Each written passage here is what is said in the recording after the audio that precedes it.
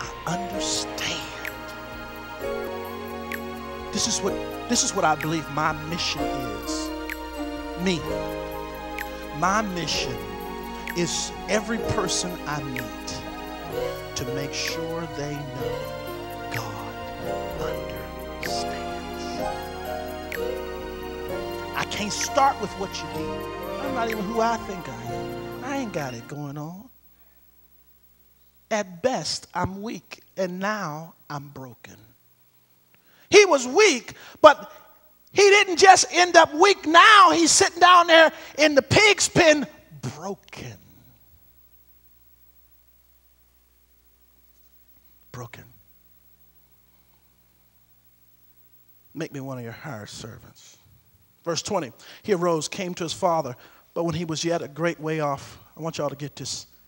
I want you to see it like this. Let's just say the church is the Father's house.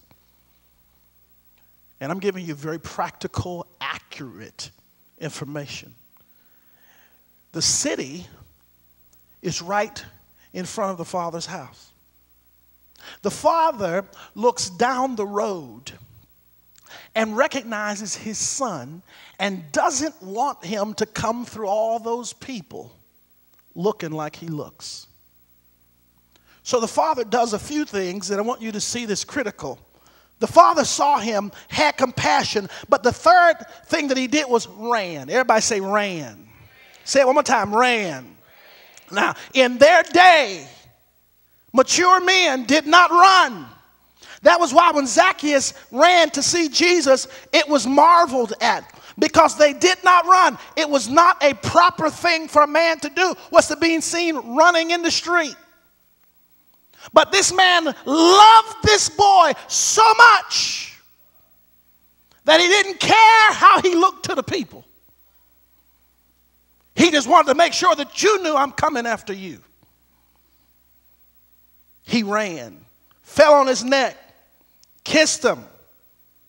The son said unto him, Father, I've sinned against all heaven and in thy sight. I'm no more worthy to be called thy son. But the father said to his servants, bring forth the best robe. Can y'all hear the heart of God? The love of a father. The best robe. Put it on him. In other words, when he gets to the house, I don't want people to know where he came from. How many know if you're around pigs, you got slop and dirt all over you? The father said, bring me something to cover him, because I'm not even going to let him walk in front of these people looking like where he came from. I'm talking about the love of God for weak people. Put a ring on his hand. Now this ring is a signet ring, and it's a sign of authority. He says, look, I know where you've been. I know you took all your stuff and you walked away and left me, but I'm going to put you a sign on your finger that says you have rights as it relates to what I've been given, because you're my son. Not because of your behavior, but because you're my son. Tap somebody if you don't mind and tell them, not because of your behavior, but because you're a son of God. He didn't stop there. Verse 23, bring the fatted calf, kill it, let us eat and be merry. For this my son was dead. Do y'all hear that?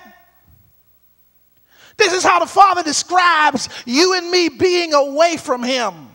He describes it as being dead. Saints, when weak people walk away from God, they're as good as dead.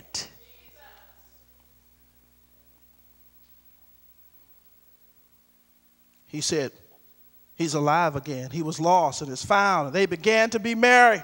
But look at verse 25. Now his elder son was in the field.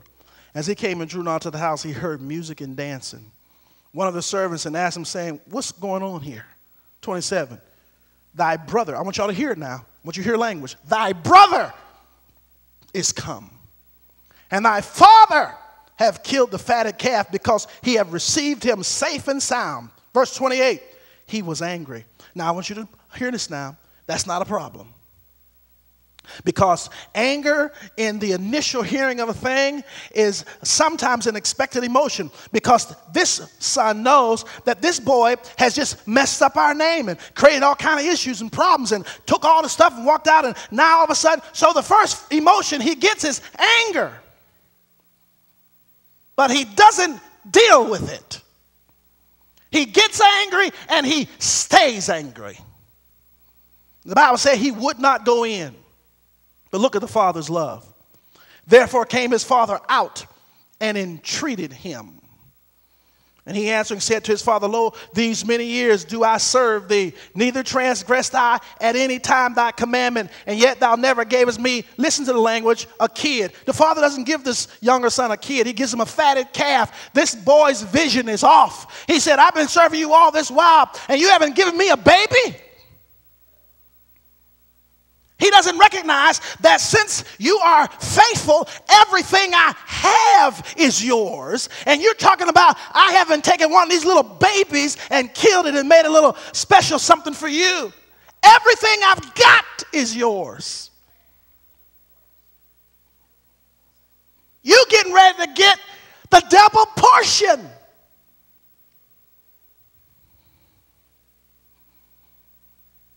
Listen to him. Kept your commandments. You never gave me a kid.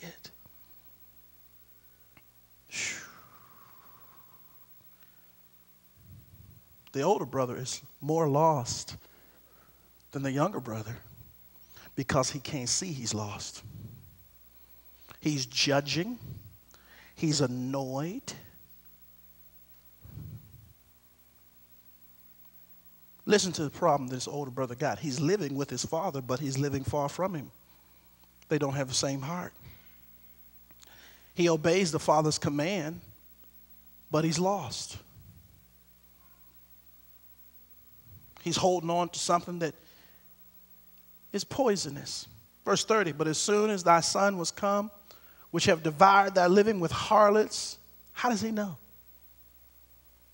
He wasn't with them. The story don't say nothing about harlots.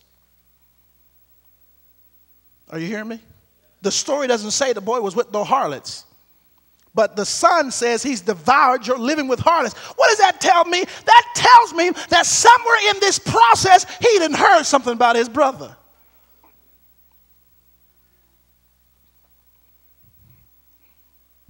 How many of you know what you hear about people ain't always the truth? No, y'all don't know that. You know it because of when people talk about you, you defend you. But do you know it when you hear about somebody else?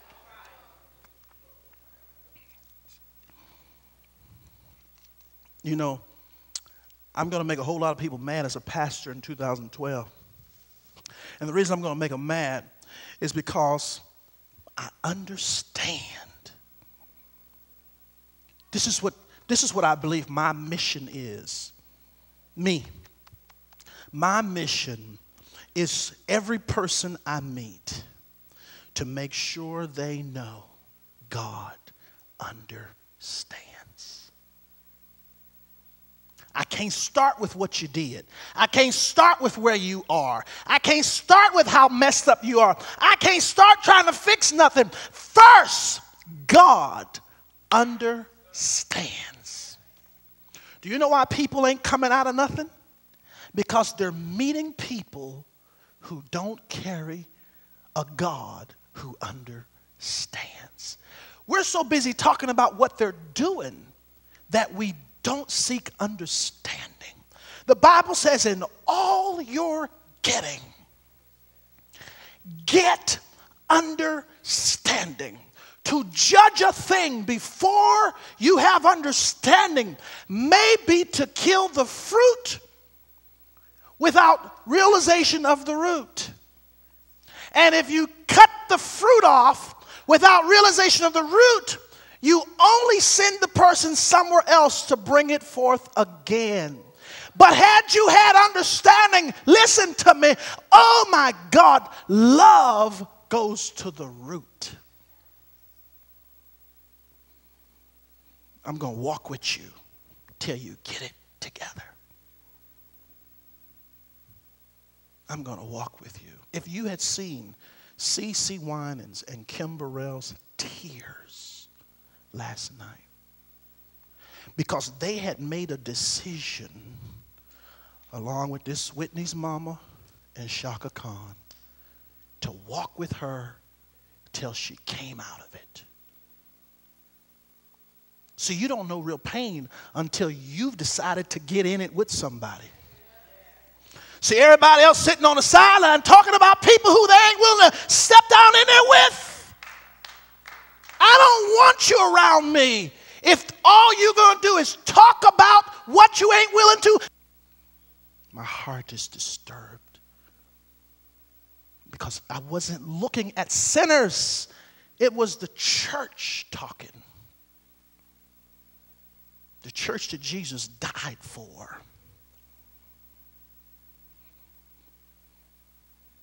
Having a self-righteous spirit.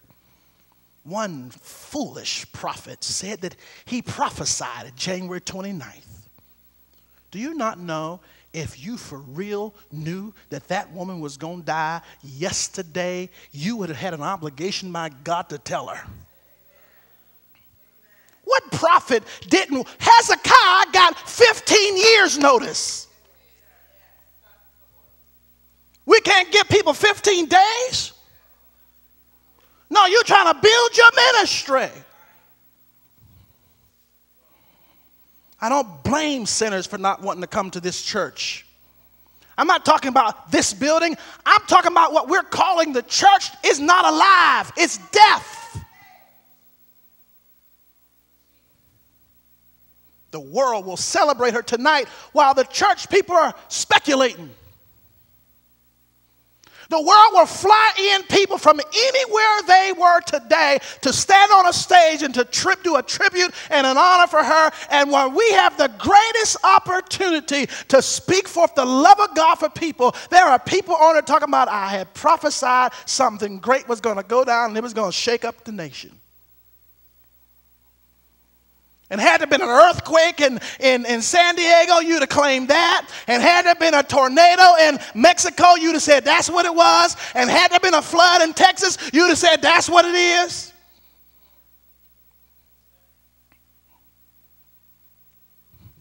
I just hope you all hear. And I hope you are here. People saying stuff that they don't know.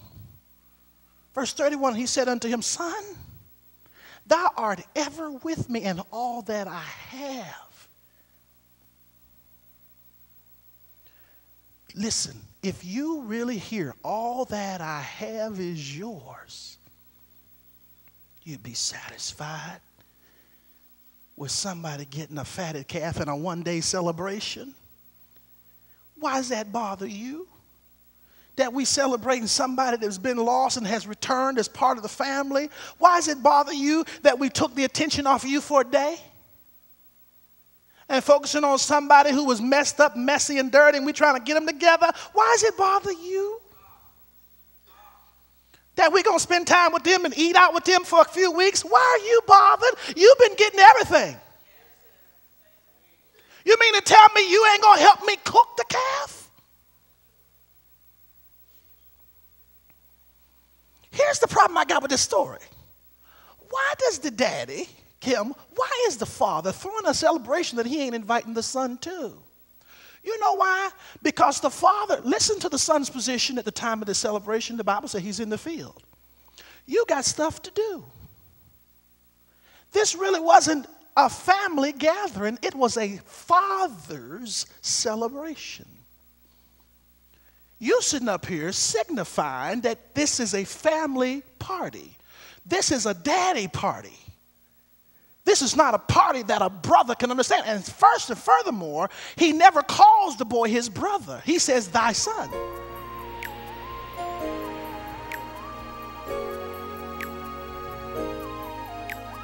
As soon as thy son, not as soon as my brother. So the Father knows our heart, so he won't let you get the invitation so that your heart can be revealed in the situation.